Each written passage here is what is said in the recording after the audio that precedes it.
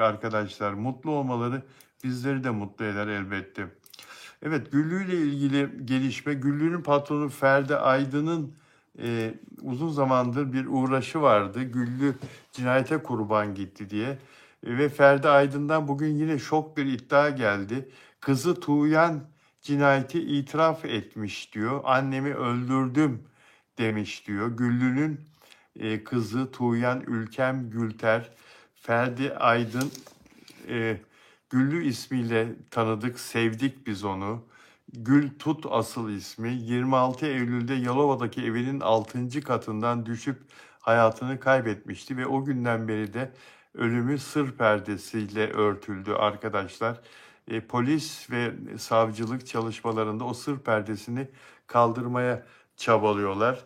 Güllü'nün İstanbul'da sahne aldığı eğlence mekanının sahibi son bir yıldır sahne aldığı, son bir yıldır patronluğunu yapan Ferdi Aydın ise 26 Eylül'den sonra ilk defa benim programımda, burada bu kanalda Güllü'nün öldürüldüğünü söylemişti. Ardı ardına kendisiyle 4 yayın yaptık ve her yayında da iddialarda bulundu. Güllü'yü yakınları öldürdü, evlatları öldürdü şeklinde iddialarda bulundu arkadaşlar.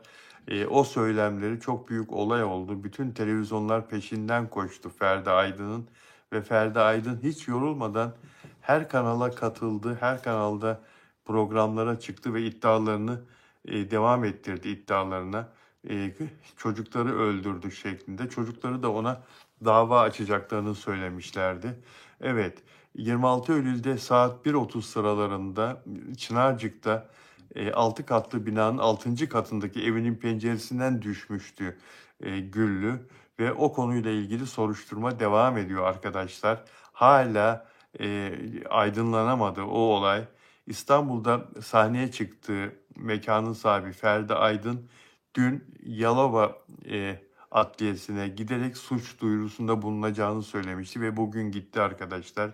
Yanında da 2 tanık götürdü adliyeye ve Güllü'yü kızı Tuğyan Ülkem Gülter'in öldürdüğü iddiasıyla ifade verdi Ferdi Aydın ve WhatsApp yazışmalarında kanıt olarak gösterdi. Bu WhatsApp yazışmaları geçtiğimiz günlerde bir televizyon programında da yayınlandı arkadaşlar. Adliye çıkışı açıklama yaptı Ferdi Aydın. Tuğya'nın bir aile dostuna attığı mesaj ve videoda annemi öldürdüm dediğini iddia etti ve şöyle konuştu. Ben ifademde bildiklerimi anlattım. Şimdi şahit arkadaşlar içeride, onlar ifadelerini verecek. Avukatlar nezdinde bildiğimiz her şeyi anlatacağız. Ben Tuğya'nın katil olduğunu düşünüyorum. Aile dostları Bircan Hanım'ın da itirafları var. Tuğyan Bircan Hanım'ın telefondaki bütün kayıtları zorla silmiş, evine girerek evine gitmiş, kadını korkutmuş. Mesajların kayıtları bende duruyor. Onları da dosyaya koyduracağız şimdi. Tuğyan Hanım'ın eski sevgilisinin ses kayıtları var. Madde kullandığını, kötü bir kadın olduğuna dair ses kayıtları var. Bircan Hanım'ın da videosu var. Tuğya'nın keşke annemi bu şekilde öldürmeseydim diye itirafı var. Hepsini delil olarak kayıtlara koyacağım. Şu anda içeride 2 tane şahidimiz var.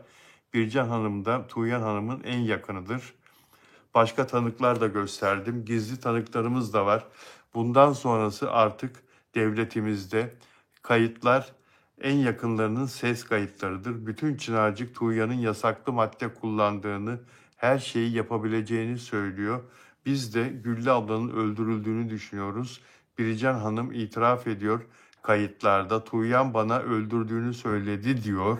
Keşke annemi bu şekilde öldürmeseydim. Kemikleri parçalandı. Üzüldüm demiş.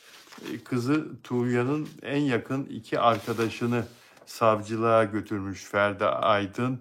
Bugün şahit olarak ifade vermeleri için ve onların da ifadesi alındı şu saate kadar. Tuğyan cinayeti işledi diyor. Gördüğünüz gibi Ferdi Aydın kızı için üstüne basa basa bu iddiada bulunuyor. Böyle öldürmeseydim çok üzüldüm çünkü araba kazası ya da silahla vurdurmak istiyormuş. Camdan aşağı attığı için üzgün olduğunu söylüyormuş. Çünkü bütün kemiklerinin kırıldığını söylüyor kızı. HTS kayıtlarına, arama kayıtlarına Tuğyan Hanım'ın bakılacak. Ve böylelikle her şey ortaya çıkacak. Bu yakın arkadaşına Tuğyan'ın, Güllü'nün kızının bir mesajı varmış. O mesajda şöyle diyormuş Güllü'nün kızı, Ferdi Aydın'ın iddiası. Annemi öldürmek için bir katil bulur musun? Gördüğünüz gibi arkadaşlar, konu son derece vahim, son derece ilginç ve Ferdi Aydın o günden beri konuşuyordu. 26 Eylül'den beri konuşuyordu. Güllü öldürüldü ve en yakınları, katilleri en yakınları şeklinde ve bunu ispat edeceğini söylüyordu. Defalarca benim kanalıma, yayınıma katıldı. İlk olarak bende bu iddialarda bulundu. Sonra diğer programlara, YouTube programlarına ve televizyon programlarına da katıldı. Defalarca bu iddialarını yineledi. Bir süredir ekranlarda, televizyonlarda bir kanalda özellikle kızı Tuğya'nın bu mesajları vardı, bu çarpıcı mesajları vardı. Annemi öldürmek istiyorum şeklinde yakın bir arkadaşına yolladığı mesajlar olduğu iddia ediliyordu. WhatsApp yazışmaları, WhatsApp mesajları ve o mesajlarla bugün adliyeye gidiyor, savcılığa suç duyurusunda bulunuyor Ferdi Aydın ve Tuğya'nın katil olduğu olduğunu söylüyor. Şimdi tabii arkadaşlar soruşturma devam ediyordu zaten. Savcılık otopsi raporları açıklanmıştı. Otopsi raporlarında herhangi bir şekilde itildiğine dair bir delil yoktu. Vücuduna bir darbe almamıştı. Vücudunda bir ezik, bir morluk yoktu. Bir başka suratında bir şiddet izi, herhangi bir iz yoktu. Ve bilirkişi heyetinin raporu bekleniyordu. 3 mühendisten kurulu bilirkişi heyeti eve çıkarak evde ölçümler yapmışlardı. Aşağı inerek düştüğü yerde de bunlar fizik mühendisleri ölçümler yapmışlardı. İtildi mi, kazayla mı düştü? Bu ölçümler sonucu ortaya çıkacaktı. Bu fizik mühendisleri arkadaşlar bundan birkaç sene önce yine Yalova'da aynı 3 fizik mühendisi bir cinayeti ortaya çıkarmışlardı. O da şu, 33 yaşında bir erkekle karısı, bunlar Yalova'da kırsalda yaşıyorlar. Gezmeye çıkıyorlar. Yalova'da dışarıda, doğada yürüyüş yapıyorlar. Kırsalda yürüyüş yapıyorlar. Bir uçurum kenarına geliyorlar. Uçurumdan kadın aşağıya düşüyor ve ölüyor. Kocası jandarmaya haber veriyor ve karımın ayağı kaydı ve uçurumdan aşağı düştü. Öldü, kurtaramadım, tutamadım onu diyor. Jandarma ifadesini alıyor adamın. Sonra Cumhuriyet Savcısı bilirkişi görevlendiriyor. 3 kişilik fizik mühendisi bilirkişi heyeti.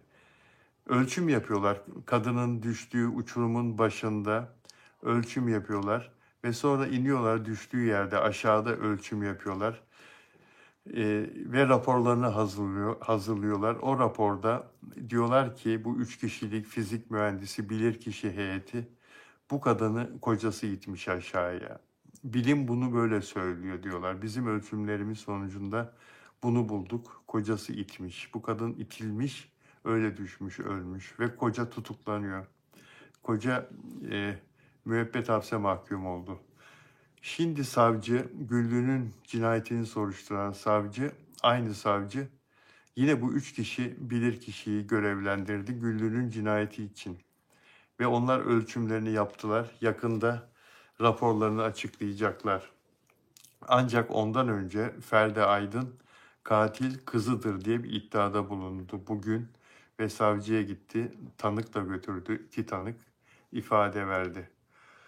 Hayırlısı bakalım. Sizler bu konuda neye inanıyorsunuz? Kızımı öldürdü. Güllü kendiliğinden mi düştü aşağıya? Lütfen yorumlarda buluşalım.